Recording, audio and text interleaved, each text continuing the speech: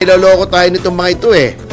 Ang tirada nitong Malacanang, bakit ngayon lang kayo nakikriticize? Noong 2020 pa. Hindi ba ang Pangulong Marcos lamang? 2025 ang siyang nag-utos na imbestigahan ang kalat na ito na mukhang namana pa noong nakarang administrasyon. Pinagloloko tayo eh. Kasi hindi po yun ang issue, ma'am. Bumanat na naman yung kakengkuyang pagkaabogado nito eh. Ang issue ay kung pag-release ng ICI, ba't may ICI ba noong 2020? Wala. Ay, pinaglulukot tayo nitong mga tao ito. Kaya nangangamote po Ala, kayo. ayan. Magulo kayong kausap, sinasabi ko sa inyo, hindi kayo marunong eh. Bahala daw ang Department of Justice at ang Office of the Ombudsman kung ano-ano daw bahagi ng report ng Independent Commission on Infrastructure ang i-release sa publiko. Bakit ganon? Bakit may tinatago? Pagdating daw sa Ombudsman, independent body. Tama naman. Okay, tama ka doon. Yung DOJ daw, bahala daw ang DOJ. Ang DOJ po, hindi naman independent yan.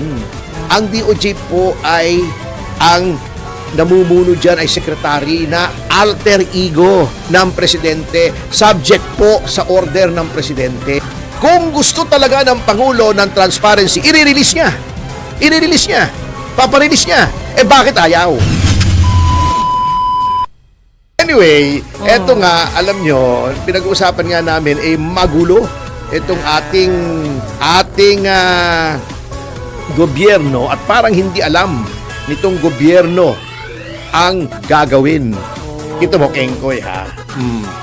Sabi ng Malacanang sa pamamagitan ng kanilang tagapagsalitang napakagaling at napakatalino at klaro ang mensahe. Na bahala daw ang Department of Justice at ang Office of the Ombudsman kung ano-ano daw bahagi ng report ng Independent Commission on Infrastructure ang i-release sa publiko. Bakit ganon? Bakit may tinatago? Hindi ba itong Independent Commission on Infrastructure ay independent? Independent. Kung independent ka, wala kang pakialam sa desisyon ng iba. Isang puntos. Akala ko ba independent? Bakit hinihintay ng Independent Commission for Infrastructure kung anong i-release? Bakit hindi nila i-release? May partner pala. Bakit ganon? Ako hindi ko maintindihan yan sapagkat ayon sa ating konstitusyon, may karapatan po ang bawat mamamayan na mapagbigayan, makukuha ng impormasyon tungkol sa matters of public concern. Opo. O hindi ba public concern yan kung sinong nagnakaw at sinong hindi nagnakaw? Magkanong ninakaw ng isa't isa dyan sa mga flood control scam na yan? Bakit ayaw i-release? Number 2, bakit sa Malacanang sinubmit? Akala ko ba independent? Niloloko tayo Niloloko tayo nitong mga ito pinagloloko tayo palagay ko Bakit naman itong Department of Justice ayaw i-release? Etong nakakatawa, akala ko ba public matter yan? Akala ko ba independent? Bakit pinauubaya? Ba't ayaw i-release ng chairman? Pambihira naman. Baka nagmi-meeting pa, sir. Hindi pwedeng ganun We have the right to know kung anong resulta nung kanilang investigasyon. Bakit? Sapagkat tayo po ang nagbayad ng sweldo ng mga kamoting yun. Ba't ayaw nyo sabihin sa amin? Niloloko nyo kami. Eto naman, eto pa nakakatawa. Dito sa Malacanang, yung tagapagsalita ng Malacanang. Opo. Tinanong siya kung o-orderan daw ni Pangulong Marcos ang DOJ na i-release yung finding. Sabi niya, pagdating daw sa Ombudsman, independent body. Tama naman. Okay, tama ka doon. Yung DOJ daw, bahala daw ang DOJ. Ang DOJ po, hindi naman independent yan.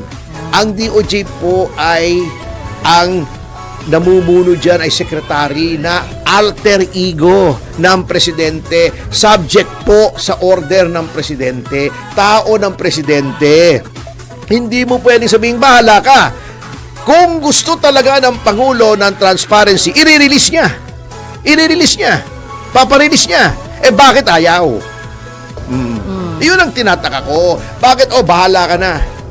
Parang sinabi mo dun sa maid mo, sir, naniningil yung naniningil yung kuryente sa tubig.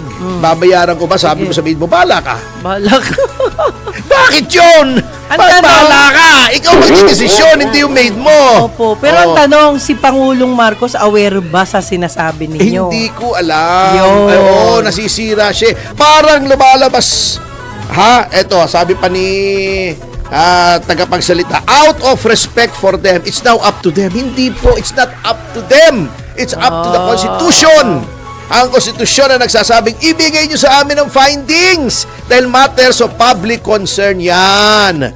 Niloloko nyo kami. Ha? Naglolokohan tayong lagi eh. Patay na Ito, tayo problema dyan. sa gobyernong ito, palagi tayong niloloko. Kaya negative 9 ang trust rating ng Pangulo kasi itong mga ganitong kakengkuyan na mga tirada ng mga tao niya, lumalabas may tinatago si Pangulong Marcos Jr. Ang dami nang nagsasabi, i-release nyo. Bakit ba ayaw nyo i-release? Hindi po confidential yan. Not by any stretch of the imagination. At meron po tayong executive order number 1. Nung panahon pa ni Pangulong Duterte, yung Freedom of Information na order. Yes, sinabi yun. Bakit ayaw nyong sundin yan, anak ng teteng? Oo. Ang tirada, nitong Malacanang, bakit ngayon lang kayo nakikriticize? Noong 2020 pa, panahon pa ni Duterte, meron ng ghost projects. Hindi po yun ang issue, ma'am. Ha? Bumanat na naman yung kakengkuyang pagkaabogado nito eh. Ang issue ay yung pag-release ng ICI. Ba't may ICI ba noong 2020? Wala. Dahil pinaglulukot tayo nitong mga tao ito. Kaya nangangamote po Wala. kayo. Anyari. Magulo kayong kausap. Sinasabi ko sa inyo, hindi kayo marunong eh na bumanat nitong mga ito. Ay nako, nako! Bago sasabihin pa, hindi pa lang naman panahon ni Marcos yan eh. Pati naman panahon ng dating administrasyon. Bakit ganito ba kalaki? Noong dating administrasyon, di imbestigahan nyo rin. Yun. Nasa inyo ang reins of government. Pero yung ICI, sinabi nyo na yan ay para dito sa flood control scam. Ilabas nyo yung finding. Yan, inutil kasi. Ha? Si Castro. Yan. That's what you get. When Oh you my get a God. lousy lawyer para maging messenger ng message mo, kapuitan ang nagiging message. Yan. Oo. Katulad nito ito bigyan kita ng halimbawa ng gulo na hindi mo maintindihan kung anong nangyayari nitong administrasyon na to. Magulo. Parang bulbul. Bulbul.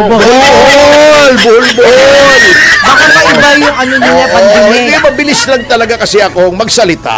Ayan, Ito sige. Dahil nga rito sa kakulangan ng langis na yung mga produktong petrolyo na Opo. nanganganib na magkaroon ng rasyon. Yes. Di ba? Ang Pilipinas ay sinasabi nilang makikipag-usap muli sila sa China. Reset daw, reset. Di ba? Reset. Parang, pasensya na tayo kung nagkagulo tayo dati, ha? Start from the beginning, di ba? Restart anew. Yan, di ba? Dahil nga, kailangan natin, kasi ang China, bagamat walang masyadong langis ang China, sa China dumadaan kasi Dumadaan, yung mga petroleum products. Plus, ang dumadaan sa China usually, hindi naman kasi yung crude oil, wala namang crude oil na pinoproduce halos sa China. Okay. Refined na, yung ready to go na. Naayos na, dumaan na sa refinery. Opo. Kasi wala naman tayong ini-import na crude halos din eh.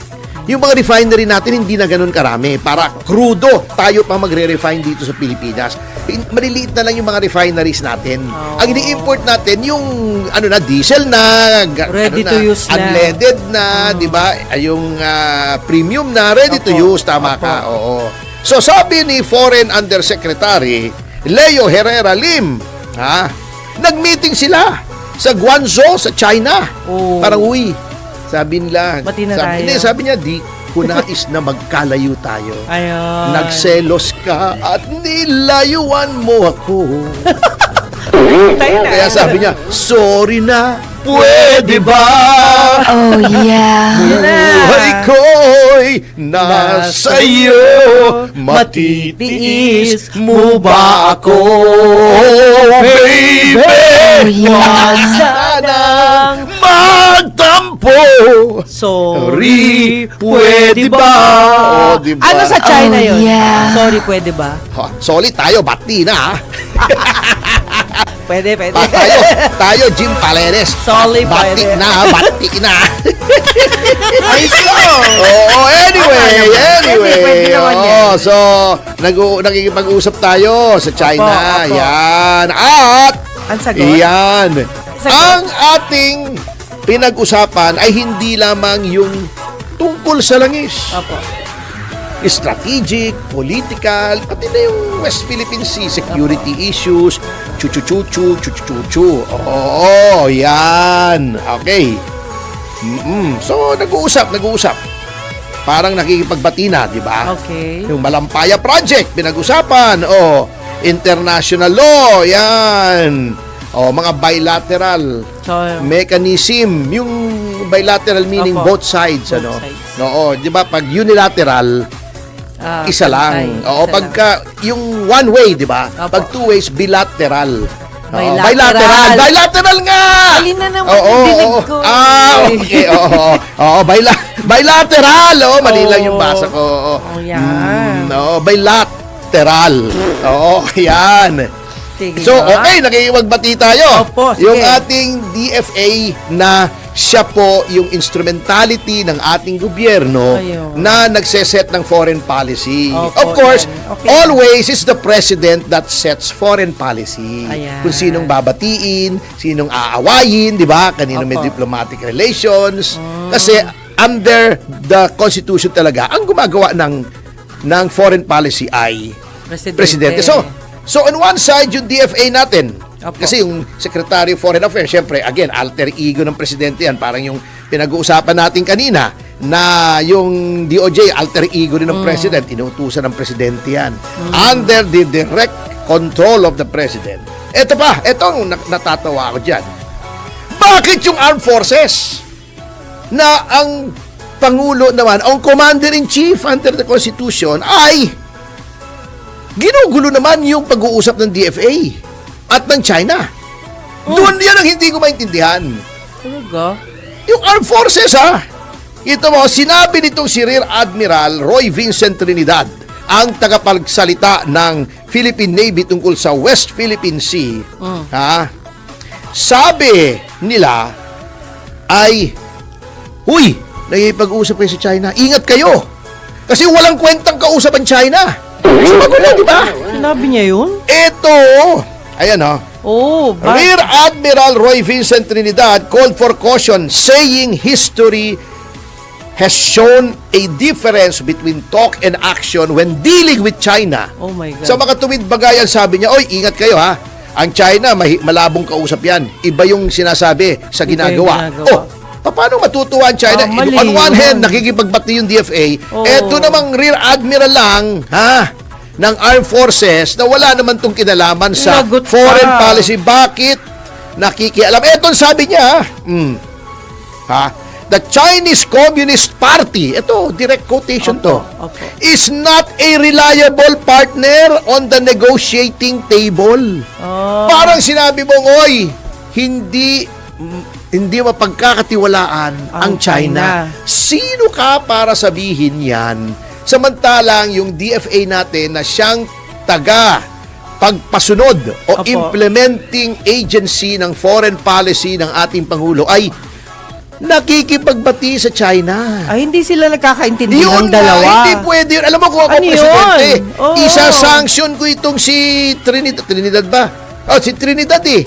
Bakit nakikialam ka sa foreign policy? Do you know your job? Kaya nga Dapat- wala sa lugar, it's not his place. Yes. Bilang isang military man na sabihin in public, siguro in private, Oo. magmemo ka sa DFA. Opo. Boss, I-advise atin lang, niya, ha? oo. Malabong kausap yung China. Opo. Pero for you to publicly state na hindi mapagkakatiwalaan ng China habang nakikipag-usap tayo, reset daw, Oh, reset. recent lang yun. Naku, patay Oo. ka Saka dyan. yung, ang sinasabi, reset, yung sabihin, kalimutan na natin yung nakaraan. Oo. Mag-umpisang, Renew. tayo mag-umpisang muli. baguhin At natin. magkaisa. Oh. Magkasama yun. Tapos sasabihin mo, Oh my God. ang labo ng gobyerno, hindi alam, parang the left hand does not know what the right hand is doing. Yeah. Hindi alam yung kaliwang kamay yung ginagamit Gawa ng ng kanang kanang kamay. kamay. Yung kaliwang kamay mo, nakikipagkamay, bati na. Habang yung kanang ito, kamay mo, nakikipagsuntukan. Ano ba naman yan? Ang labo. Di ba? Alam ba yan ng Pangulo? Parang Gawin hindi nyo na lang eh. kasi yung trabaho nyo. Ang trabaho nyo, Yun. tama naman yung sinasabi niya. Sabi niya, kabe ay magpapatuloy na magpatrol Ayun. ng Philippine Sea. Yun lang. I think good. Yun naman kasi talaga ang trabaho ng Navy, di ba? Baka gusto niya maging spokesman. Spokesman na nga siya. Oo, yun na pala eh. Pero yun nga ang mabigat Kaya lang magulo. dyan. Kasi he is speaking for the Navy. Oh. Ang Navy, ang papel niyan ay pagtanggol yung sea lanes natin. Ayun. Actually, hindi nga yung Coast kasi ang Coast Guard nga ang sa coast, di ba? Opo. Oo. Ang Coast Guard ay hindi nasa ilalim ng AFP. Opo. Civilian yon. Nasa ilalim yon ng Department of Transportation. Yung iba kasi akala nila yung Coast Guard ay palibhasa may barko, naka-uniforme, Mataas. may mga Mas machine mataas. gun yung barko ay kakala nila military, hindi po Ayun. military yun. Civilian po ang Coast Guard. Hindi Ayan. po under ng Department of National Defense ang Coast Guard, under the Department of Transportation. Ay baka hindi bati sila nung foreign affairs. Eh, hindi pwedeng Parang ganun ang ginawa niya gobyerno. Ang Di ba? gobyerno, pag sinabi ng presidente, tayo ay Yes. ay liliko sa kaliwa. Hindi pwedeng liko sa kaliwa. Biglang yung iba. Turn Biglang yung around. iba, biglang lumiko sa kanan o dumiretso. Ayun. Yan, di ba, pagparada? Not following Oo, orders. nakakatawa, di ba? Yes. Alam ba, may parade. Opo. Sabi nung commander na presidente, liko sa kaliwa na! Biglang yung iba lumiko sa kaliwa, yung iba lumiko sa Nagkanya-kanya. kanan, yung iba dumiretso, yung iba Diretso. nag-about face, bumalik sa pinanggalingan, kengkoy. Hindi pwedeng ganun po. Pero attorney, ikaw Dapat ito nakita mo i-sanction yan. eh. Oo. Nakita mo yan. Yung sino nag-advise dun sa Navy naman na mali yung Hindi ko ginawa nga niya? alam magulo. Sa ibang bansa ito, patatawag yung nagsabi niyan. Ala, dapat at sasabunin ipatawag yan. yun. Oo. mabagong mabago yan pag kinabukasan. May pabango Kasi na. sinabon eh. Ayun, Oo, sinabon. oo. Walang banlaw, Ay, ha? Oo, walang banlaw. Hindi, babalilawan naman. Siyempre, malagkit yun pag dinilawan. Huwag na lang siyang banlawan hanggat di niya nako. naiintindihan yung trabaho niya. Oo nga. Sitahin nyo, pero Opo. para kayo magsalita publicly, Mali. parang nasasabotahi eh. Opo. Oo. Kengkoy eh. Oh my God. Oo, ay nako.